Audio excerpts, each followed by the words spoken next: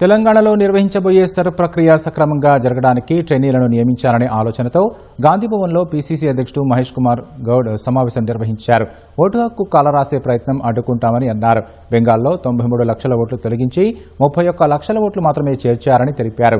అందువల్లే ఎన్నికల ఫలితాలు తారుమారయ్యాయని ఆరోపించారు. మీడియా సమావేశంలో కేటీఆర్ చూపిన లెక్కలు తప్పని మండిపడ్డారు.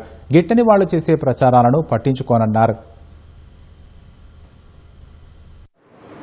సో ఆ తొలగింపినటువంటి 93 లక్షల ఓట్లు దాంట్లో జత చేసిన 30 లక్షల ఓట్లు తీసేస్తే 60 లక్షల ఓట్లతోనే ఎన్నికల యొక్క ఫలితాలు తారుమారైనాయి అక్కడ.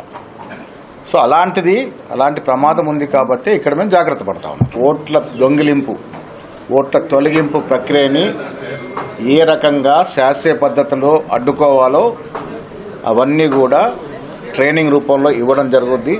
మేము నియమించిన ఎంపీలు, ఎక్స్ ఎంపీలు, ఎక్స్ మంత్రులు,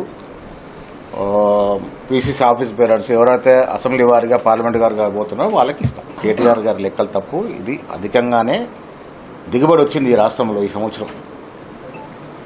అంచనాలకు మించి దిగుబడి వచ్చింది కాబట్టి కొంత పెద్ద ఎత్తున కొనాల్సి వస్తుంది. ఆ ప్రక్రియలో ప్రభుత్వం చేపడతా ఉంది.